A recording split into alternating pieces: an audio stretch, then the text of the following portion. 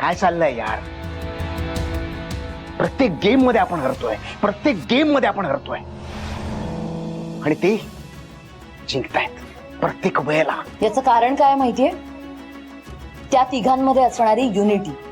त्या तिघांपैकी कुणालाही काहीही प्रॉब्लेम आला ना तर सगळे उभे राहतात तो प्रॉब्लेम फेस करायला. नाहीतर आपण. अगं आपण काय, आपण इकडे एकत्रच राहतोय ना ह्या खुराड्यात. आपण एकत्र राहतो ना, सगळा त्रास आपण एकत्र सहन करतोय. हो करतोय ना. आणि पाहते आपली युनिटी. समजा मी कधी पकडले गेले ना तर मला एकटीला सोडता तुम्ही दोघे आणि स्वतः मात्र हात वर करून मोकळे. मुळात मी तुमच्याशी का बोलते ना हेच कळत नाहीये मला, सिरियसली. संचिता संचिता संचिता संचिता, काय झालंय?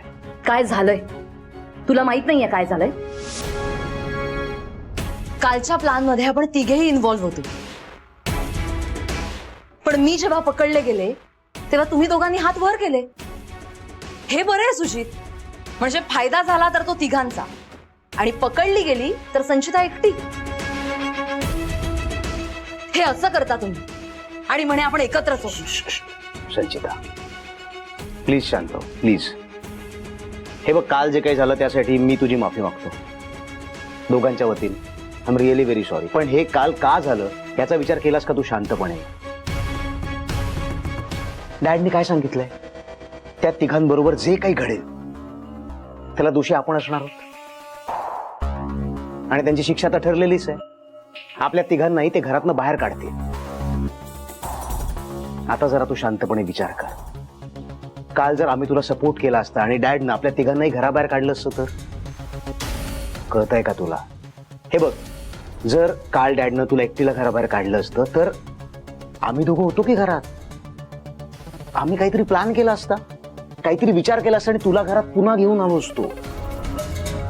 संचिता, आपल्या तिघांपैकी एकानं तरी या घरात असणं महत्वाचं आहे, तरच आपले प्लॅन सक्सेसफुल होतील.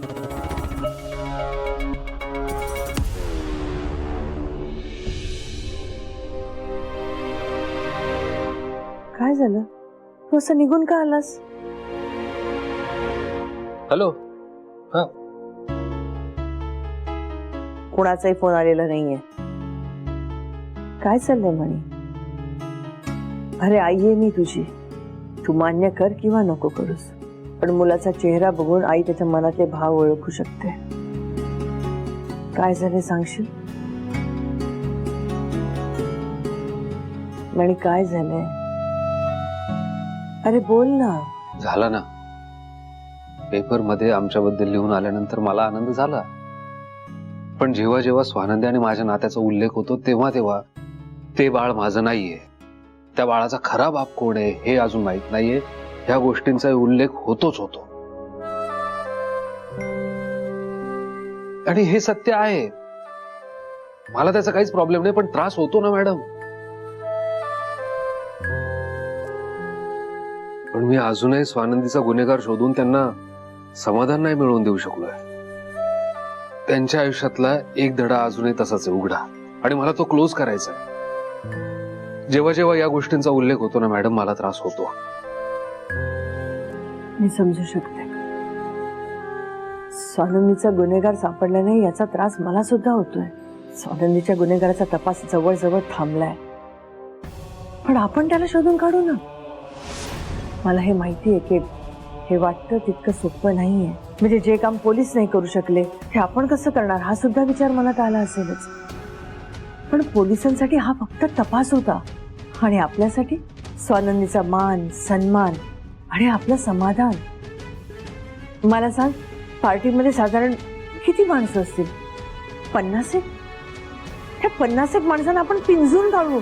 आपला गुन्हेगार त्यातलाच एक आहे, आपण त्याला शोधून काढू ना. मी तुझी साथ देईन, मी तुझी मदत करेन.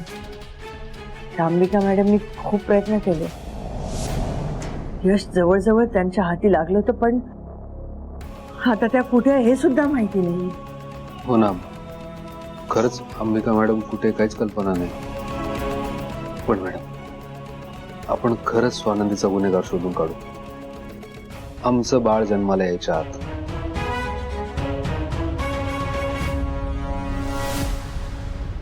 शालिनी, संचिता, नाश्ता झाला की नाही? लवकर घेऊन या. हो हो आणते.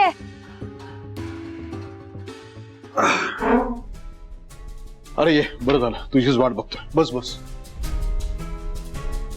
मला सांग, आपल्या पार्टी फंडामध्ये किती पैसे जमा झालेत आणि पार्टीसाठी किती खर्च झालेत त्याचं जरा सांग बरं हिशोब मला.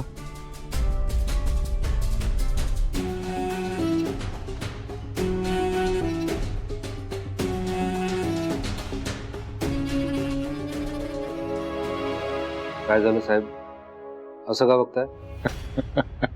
अरे कौतुकाने बघतोय मी तुझ्याकडे. तू नसलास की माझं काय होईल या विचारानंच मला भीती वाटते. नाही म्हणजे मध्यंतरी सत्य काय होतं हे कळल्यानंतर तू मला सोडून गेलास. एक बाप म्हणून मला खरंच दुःख झालं. माझा मुलगा सोडून गेलाय, पण त्याच्या बरोबरीनंच एक माझा खंदा समर्थक, एक कार्यकर्ता, मॅनेजर, सेक्रेटरी अशी अनेक लोक तुझ्या रूपानं मला सोडून गेली. सगळा गोंधळ चालला होता. कुठलीही कामं नीट होत नव्हती. पण तू परत आलास आणि घडी व्यवस्थित बसली बघ. तुझ्या मनात माझ्याबद्दल अजूनही राग असेल, नाराजी असेल आणि मी समजू शकतो, म्हणजे साहजिक आहे ते. पण माझ्या मनात तुझ्याबद्दल एक बाप म्हणून आणि एक नेता म्हणून खरंच कौतुक आणि प्रेम आहे. अभिमान आहे मला तुझा. आणि सगळी कामं किती सहजपणे हँडल करतोस रे तू. हा डॅड,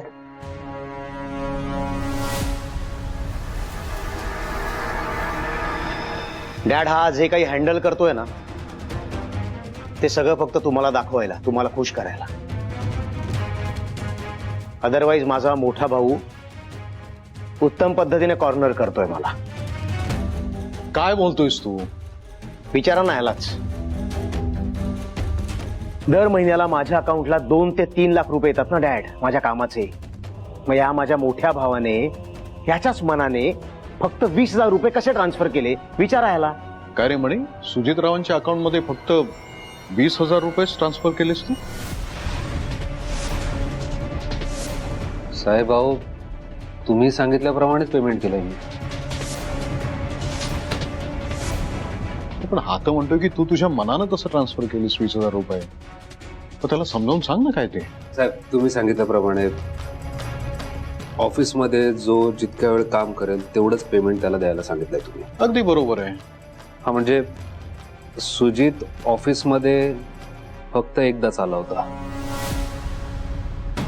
तेही 10 मिनिटं. त्यानुसार त्याचे 3,500च होत आहेत. पण मी त्याला 20,000 ट्रान्सफर केले. घर चालवतोय ना सध्या, आणि आउट हाऊस मध्ये राहून घर चालवायचं म्हटल्यानंतर 20,000 रुपये लागतात.